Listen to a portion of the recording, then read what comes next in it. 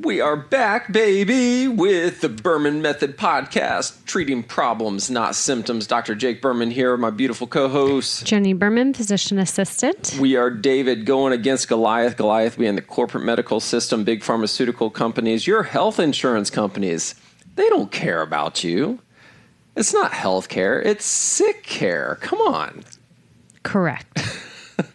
They don't care about your anti-aging and longevity. They don't. Or really anything, actually. I don't know what they do care about other than profits. Yes, that is what they care about. They care about denying. Deny. 100% of claims are denied on the first attempt. 100%. I don't know. I'm just making that up, but that's what it feels seems like. Yeah, based off of our experience, I can't imagine that that's far off. I mean, 100% of the time that we've submitted on the first time, it's been denied. Correct. That's a fact. Yes. Or, yes.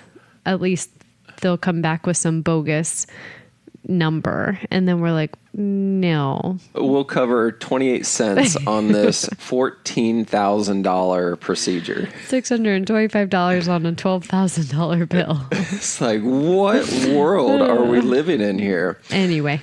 But that is the world that we're living in right now, where things have changed. They've changed so much, so fast. I mean, it's really not that long ago where if you had a good insurance, everything was covered. Right. Everything. Yes. I mean, I guess it was a long time ago when you say it out loud, 20 years ago. Right. But that's what it was. It was 20 years ago, and the challenge that people are running into now is that it's taken a while to affect everybody. Right. But now more and more people are experiencing that and just saying, like, what am I paying for? I can't tell you how many times when I opened up Berman Physical Therapy in 2015, we never took insurance. I never took it. Not one time did we ever even consider taking it because previous two jobs that I had did take insurance, and it was nonstop. And I tell this story time and time again. The final straw for me to make the decision that when I did open up my own practice that I would not take insurance was in the last place that I worked. I found myself trying to get really articulate with my documentation so that I could justify medical necessity for somebody who had Medicare, and they ran out of their quote-unquote visits for the year because Medicare only gives you X amount of visits for physical therapy services for a year because of this crazy thing that happened with legislation where they put a comma instead of a period. Don't hold me to that, but it was this silly where they combine in physical therapy and occupational therapy or something like that. And it was literally the reason why physical therapy services were limited was because of they put a period instead of a comma or a comma instead of a period. This was 30 years ago. Right. Right. But that's the world that we live in. So in my last job, I'm sitting here spending 20 minutes on figuring out how I can document this patient who clearly needed more service. Mm-hmm. But I'm like, I got to get cutesy and say that this is medically necessary for them to keep coming here. But it had to be linked to ADLs, and if you couldn't link it the right way, then it was going to deny coverage, and it was going to put the clinic at risk for being audited. And I'm going, what the F is happening right now? Right. You have to figure out a way for the insurance company to say, okay, yes, they need to keep coming back for physical therapy when you know they need to be coming back. Or asking the right questions. I had to do this in internal medicine. I had to ask questions where I knew I would get the patient to say the answer that I needed them to say in order to document it that way, to order whatever testing I needed to order when it came to blood work or further testing. I had to just figure out, okay, what exactly can I ask them for them to respond the exact right way that I need them to respond for me to document this? That's exactly what I'm talking about. So some 75-year-old male with back pain that's limiting his ability to play golf comes in for physical therapy. And I have to say, well, I can't treat you to get you back on the golf course. Right. Are you sure that your back pain doesn't limit your ability to get dressed in the morning? Right. Wink, wink. Nodding your head yes as you're asking the question. I'm nodding my head yes and winking. Like, they're like, Bob's like, do you have something in your eye? Yeah, did try. I'm like, no, are you sure that your back doesn't limit your ability to don and doff your shoes and socks? That means put on and put off. And I'm going, this is a freaking joke. Right. This is a joke. And this was 15, 20 years ago. I was asked my questions. I'm nodding my head. Do you have fatigue? Nodding your head, yes. Yes, I do. Okay, great. Thank you. So that's where we were 15 years ago. It has just gotten just brutal, absolutely brutal in the past 6 to 18 months, where it's not healthcare, it is black and white sick care, because a patient cured is a customer lost. You have to realize that that is truth.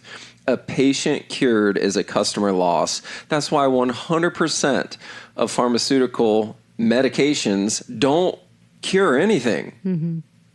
I mean, Sky Rizzy. Like, let's see if we can get in trouble by one. I see the commercials every freaking night. But these results happen after you take this consistently every single day for 3.5 to 4.5 years in 4% of the demographic. Right. Yeah.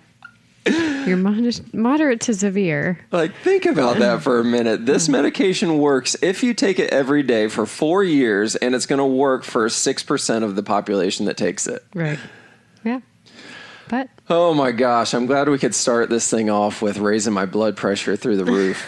That's not even what we wanted to talk about today. Yeah, so today we're wrapping everything up with the fifth physical thing that contributes to your overall ability to maintain a high quality of life and dominate the second half of your life and arrive at 80 feeling 60. And if you're already 80, kick 90's ass. Right. Number 1 was balance. Yes.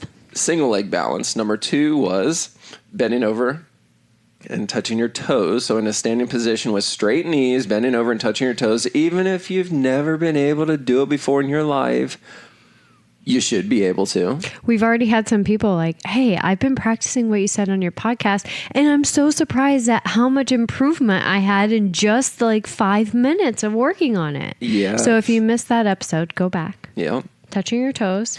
And then number 3 was getting down on the ground and back up again. Why are you shaking your head no? You missed one. Walking for 60 minutes. I thought that was number 4. No, that was 3. Okay. So number 3 is walking for 60 minutes. 60 minutes. With relatively no complaints. Like, you don't have to stop and rest. And then number 4 is getting down on the ground and back up again. Correct. Are you sure? I'm sure. Okay. Doesn't matter. They're all very important. Yes. Without using your hands, because that's the single greatest predictor of your quality of life. Think about that. If you can't get down on the ground and get back up again, your life becomes more confined. I'm not going to go garden anymore because what if I fall? Right. I can't get back up again. I'm not going to go out and play catch with my grandkids when their parents are gone because what if I fall? My grandkids can't help me back up. Right. So you stop doing it. Speaking of that, we saw somebody fall down an escalator and they were able to get back up. It was quite incredible. Oh my And they goodness. had to have been upper 60s, 70s. I don't know. I'm every bit of 70s. Yeah. We were going down the escalator at the Miami Boat Show. Yeah. He was going up an escalator. And he fell down. He fell down going on the up. Oh my gosh. Like, this was right next to us. And there was nothing we could do. There was nothing. Talk about feeling helpless. Yeah. There was literally nothing we could do. Like, our hands are filled with kids and... and we're on the opposite side of the escalator. We can just jump over it. Well, I could. I mean, I'm athletic enough that I could do that Except if you would have done that. You were holding a double bob stroller going down an escalator. What?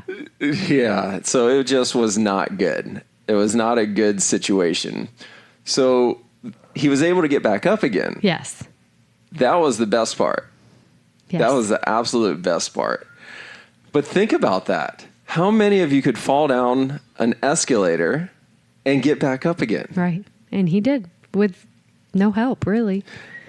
So yes, you have to be able to get down and off the ground and get back up again. God forbid you fall down an escalator. Hopefully that never happens to anybody. However, you just can't live in fear. Like you have to be able to get yourself up. So the best part of this whole experience, none of it was good, right? Some guy fell down the escalator. Luckily, he was able to get back up again. Nothing was blood. Crazy. Yeah, I couldn't believe there was no blood. Nothing visible anyways. Yeah. I mean, who knows what was happening internally. But he gets to the top of the escalator because it never stopped moving. Right. He gets to the top and gets off of it, and some guy is frantically down at the bottom of the escalator looking for the button to stop it. The guy gets off and is, gone, and the guy finally finds the button and says, "Stop!" And turns the escalator off after he was already off. Even again, like none of it was good, but I guess he was holding a camera when he fell, because the first thing he did when he stood up goes, "What happened to the camera?"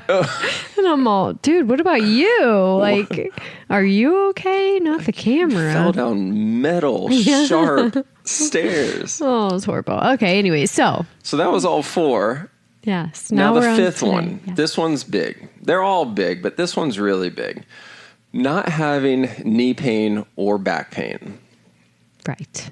Now, when you hear that on a superficial level, the first thing that you say is, "That's not me." Or you say, "That is me, but I just deal with it. And it's never going to go away. And it's never going to go away. I just have a bad back."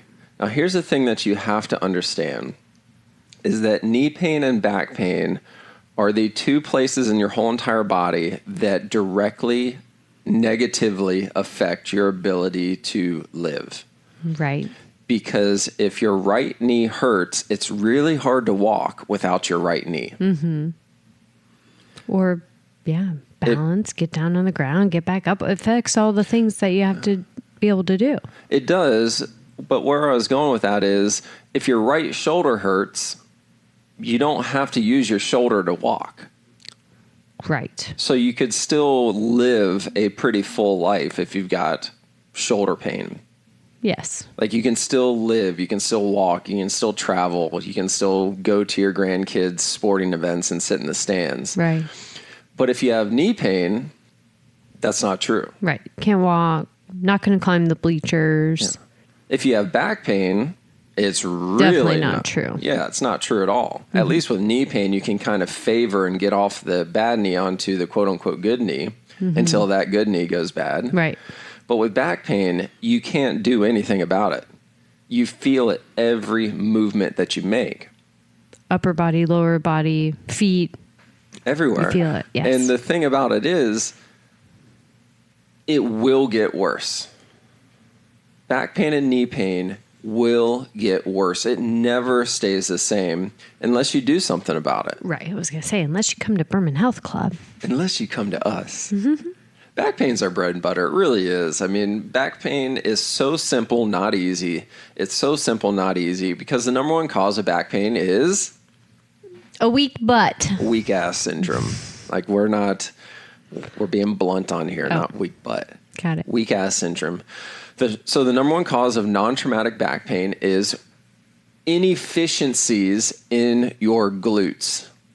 It doesn't necessarily mean they're weak. It just means they're inefficient, because there's a lot of times where we have people come in who can do squats and lunges. Jenni's raising her hand right now.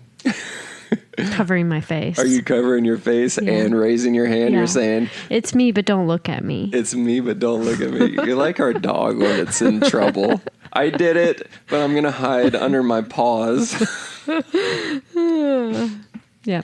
So right now we're training for this competition, this exercise competition called High Rocks, which is absolutely insane. And one of the things that you have to do in this competition is walking lunges for 100 meters with how much weight? I'm at 35. You're at 45, or 33 and 44. Yeah. So it doesn't sound like it's that much weight, but if you realize what that particular task is sprinkled into, it's like you run 0.62 miles and then you ski erg 1,000 meters, and then you run run 6.2 miles, then you do 100 wall balls. Yeah, it's a lot of things. So and the lunges are like second or third to last of the strength after you've already run 4+ miles. Right. So if you watch Jenni train for this thing, she puts me to shame with these walk-in lunges. And we're pretty much, for all intents and purposes, lifting the same amount of weight. Like I got the bar on my back, which is 45 pounds, and Jenni has the bar on her back, which is 45 pounds. I'm like, don't you want to do less? She goes, no, you overtrain so that you can be prepared for the competition. That's right. Train heavy. So I make it halfway. I make it 50 meters, and I'm going, oh my gosh, I'm shaking my legs out. This is crazy. My glutes are on fire. And Jenni just turns around and just keeps going. No real breaks. And I'm going, man, she's really, really strong. But her butt might not be as efficient. So there are times where you get a little tweaky, not twerky, right? But your back just feels a little like, oh, that's kind of weird. And it just happened 4 weeks ago. Yeah. When trying to feed my kid at the kitchen table. You're sitting on the bar stool at our house, and you twist to your left to feed Vera a bite because she had just broken her arm, and she's helpless. Poor thing, helpless.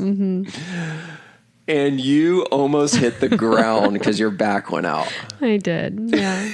I was like, I think, yeah. It's broken. And I'm sitting right next to you, and I'm in disbelief going, are you effing with me right now? Are you serious? You're like, I can't breathe. It's hard to breathe. I can't move. I'm going, what are you even talking about as I'm eating my salad? Yeah, not concerned about me at all. Did not offer to help me. But I'm serious. So this is Jenni, the same person that can do walking lunges. She can run 8 miles, box jumps. She can do 100 wall balls with 18-pound wall ball within 90 seconds. No, not 90 seconds, but 2 minutes. Anyway, keep going. Yeah, keep going. Squat. You're doing max squats that you haven't done ever, so you're doing personal records. Yet you are sitting on a bar stool, and you turned to your left to give our poor, innocent, helpless daughter who has a broken arm a bite of her mashed potatoes. And you almost hit the floor. Potatoes. It was probably broccoli. Yeah. Chicken or broccoli. Yeah. I don't eat mashed potatoes. But yes, about threw my back out. You did throw your back out, not about. But not like, I mean, I wasn't out of commission for weeks. I was really only out of commission for 12 hours. Yeah. It was like 12 hours after fixing my pelvis a few times. Yeah, your pelvic alignment and getting the muscles firing again. Getting my glutes back on. Yeah. 16 hours later, I went back to a normal workout. Exactly. So what I'm trying to get at here is Jenni is extremely strong. She got extremely strong legs, glutes, everything's firing like crazy when she's doing workouts. But that doesn't mean that they're necessarily efficient. Correct. With standing, walking. If I'm not consciously thinking about it. Right. Which maybe it shouldn't have to be conscious, but yeah, you have to consciously think about. And I mean, I am 4 months post abdominal surgery, right? At this point also. So I have to really think about and consciously focus on correctly activating the core and activating the glutes when I'm doing anything right now. Because otherwise my core just doesn't turn on by itself yet. It doesn't turn on by itself yet because you just had a major surgery. Right. But at the same time, it's not going to turn on when you sit more than you stand. Not you personally, but those of you listening. The reality is your core and your glutes turn off as soon as you sit into a chair. That's the reason why people in third world countries, they don't have hip pain, back pain. They don't have hip replacements or knee replacements because they don't sit in chairs. Right. They either stand or they do a full squat to rest. Yeah. I got this image clear as day in my head where some crazy thing, this is before AI was even a thing, showed up on my news feed or some social post where somebody in India, somewhere in India, popping a full squat with a hand line, so some fishing line in his hand, fishing in a drain, like off of a street. There's not cars, there's like mopeds and little scooters driving behind him. He's on the street with a full squat with a hand line, fishing into this storm drain, pulling out these fish. They're like 2 and 3 and 4 pound fish, pulling them right out of the drain. But he's in a full squat, completely comfortable. Right. How many of you listening to this right now could do that for even 10 seconds? Or just period? Yeah, probably not many. I think about all the time when, we have a cousin who's Japanese and she sits in full squats. That's how they ate in Japan, was sitting in a full squat at a little like floor kind of table. And she could still do it. But it's amazing. I'm not one of those. Well, very few Americans are one of those, because as soon as you sit into a chair, your glutes and your core turn off. And just because you get out of the chair doesn't mean that your glutes and your core turn back on the way that they should. We have to work at it. And I happened. Sel and I stretched yesterday. And part of our stretching was to sit in a deep squat like that with our knees outside of our elbows. Yeah. I'm getting better. And I have to admit, I have far less hip and back pain working on things like that on a regular basis, especially with this high intensity training that we're doing. I make it a purpose at the end of at least 3 days a week, trying to do more, 4 or 5 days a week at the end of the workouts, sitting in that squat, sitting in a, cross-legged, was it called a 4 position? Figure 4. Yeah. 4 position. Sitting like that and really like getting the glutes to stretch, but then also focusing on the activation of them.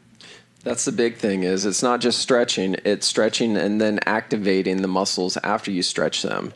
That's the number one reason why when yogis come into my office, they're just baffled. I can't believe I have back pain. I do yoga 38 times a day and I can stand on one leg and put my other leg behind my head. Like, I don't understand why I have back pain. I can't stretch it away. And I'm going, stretching is your problem. Yeah. If you're too flexible, it needs to be equal. You have to have as much strength as you do flexibility. Right. And once you have an imbalance, that's when injury occurs. Mm-hmm. You have to have equal strength, equal flexibility. Once you have a difference between the two, that's where injury occurs. But to come back full circle to this thing, knee pain, back pain, it's number 5 for a reason. This is my last one, by the way. So moving forward, we're going to go over Jenni's 5 things on the chemical side that help contribute to the 10 things that will allow you to arrive at 80 feeling 60, or give you the best chance at doing so. Number 5 is no neck or knee pain or back pain for a reason, because the first 4 things really contribute to your ability to have the 5th thing. Right. If you can balance on one leg, both sides, 60 seconds, you're less likely to have knee pain or back pain. Correct. If you can get down on the ground and get back up again without using your hands, you're less likely to have knee pain or back pain. If you can stand up with straight knees and touch your toes, you're less likely to have knee pain or back pain. If you can walk for an hour, you're less likely to have knee pain or back pain. Yes. So you can think of numbers 1, 2, 3, 4 as the critical driver, or the thing that leads to the key performance indicator, if you want to go into the business world, or the lagging indicator, which is back pain or knee pain. Well, and so many think that back pain and knee pain are just inevitable. Like, your joints wear down. It has to be this way. And it really isn't. If you're having that stress across the joint, there's a reason you're having the stress. Not probably, because your glutes are weak. You're putting more stress through the knee. Because the quads aren't activating the way they should be in balance, like you said, with the glutes, that's going to cause your knee pain. Same with the back. Your glute weakness has a lot to do with your back pain as well. These pains don't have to be the inevitables. I love that you said that. So many people, let's say it one more time. So many people think that pain is a normal part of aging. My knees hurt. That's a normal part of aging. I can't stand this one. My knees hurt because I wore them out. Mm-hmm. They're bone on bone. Yeah, I was an athlete, so I really used and abused my body. That may be true for some, but it's rare that it's true for everybody. And the biggest one is back pain. Your back does not hurt. 99% of the time, your back pain doesn't come from whatever you see on an X-ray or an MRI. Right.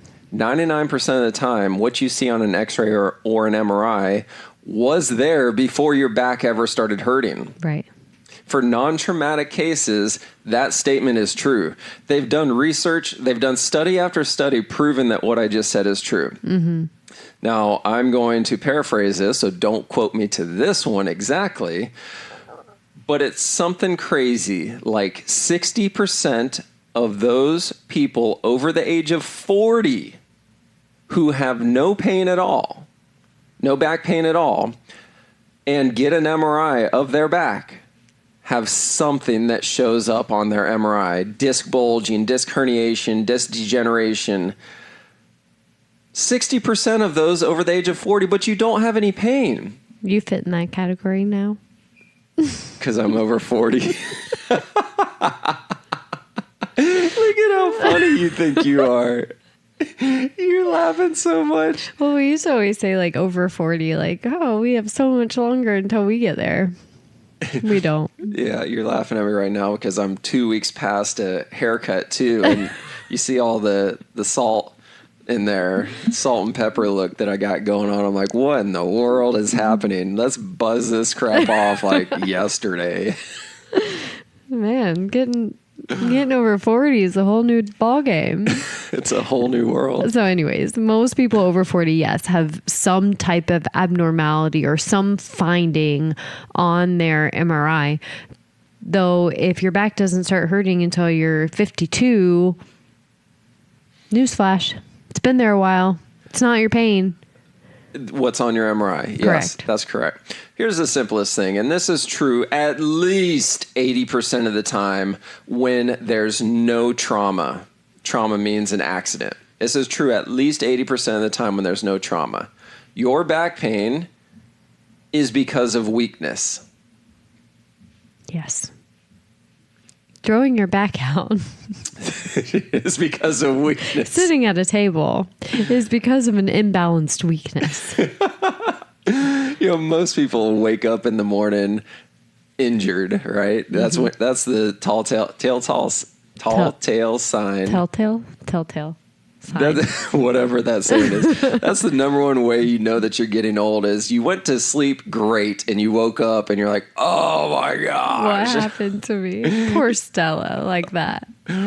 Oh my goodness gracious. That's funny. Her first experience of DOMS. Of being sore. Delayed onset muscle soreness. She woke up this morning with sore calves. And she's like, Mom, my legs, I can't walk. Aww.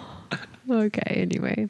So what were you going to say? Most people, they feel like they get old when they wake up and something happened getting out of bed. Like I went to bed fine and now I got this crick in my neck. I must be getting old.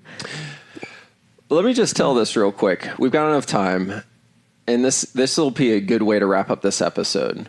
I hurt my back in, I think it was 2018, something like that, when I was golfing with Rob, and I was playing a really good round at that point in my golfing career, and on the 5th or 6th hole in the tee box, it felt like somebody stabbed me. Mm-hmm. Super long story short. I know I've told this story multiple places, so I don't want to get into it too much. But the next day, I could not get out of bed in the morning. Right. I literally had to roll onto the ground. And it, again, super long story short, it took me 2 hours of me self-diagnosing and self-treating before I could actually stand up. Mm-hmm. And then another hour for me to be able to walk. It took 3 hours for me to be able to get up, walk, and move. But one thing that I didn't realize was prior to that occurring, prior to that Friday of me feeling that, I wouldn't have told you that I have a bad back. Mm-hmm. But what was happening on a regular basis was I was getting out of bed in the morning for at least 6 months before this ever occurred. And I'm going, oh my gosh, my back is killing me. But it only lasted for 3 minutes, 4 minutes, 5 minutes. And once I started moving, it just went away. But every single morning I got up, I'm like, my back's killing me. This bed sucks. Mm-hmm. We've got to get rid of this bed. Right. And, this is 2018, like just neither one, we were paying off loans, student loans. We had $250,000 in student loans and we didn't have any money to spend on a new mattress. The mattress we currently had, my mom bought us for our wedding. Mm-hmm. I'm going, we can't buy a new mattress. Just deal with it. But this went on for 6 months. My back goes out. I fix my back. Took me about 3 months to get it to where I was 95% better. Right. Never changed the mattress. Then I was getting up and there was no pain in my back anymore. Right. So it wasn't the mattress. The mattress wasn't the problem. Yeah. It was a signal that something was coming. Mm-hmm. But I didn't know it at the time. I was just like, my mattress sucks. Mm-hmm. It wasn't the problem. Right. Right. So think about that one for a minute. Well, everybody's going to be like, well, what was the problem? The problem was I had inefficiencies in my glutes. So when I was using them all day, every day, standing, treating all day, exercising pretty intensely, I was creating micro-inflammation. Mm-hmm. But that inflammation wasn't able to present itself until I laid statically for 6 to 8 hours. Never 8 hours, 6 hours. And then when I got up, my brain was able to focus on that inflammatory reaction or what was going on there and going, pain, pain, pain, pain. And I'm going, oh, crap, there's something going on there.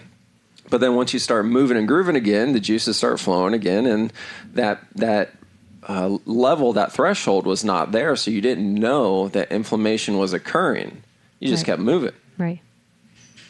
And then the golf thing happened and it went. Yeah, try playing a rotational motion with 150 mile an hour club head speed. All you golfers out there should be laughing right now. I'm kidding. That was a joke. I'm like, is that good or bad? Yeah, is that good or bad?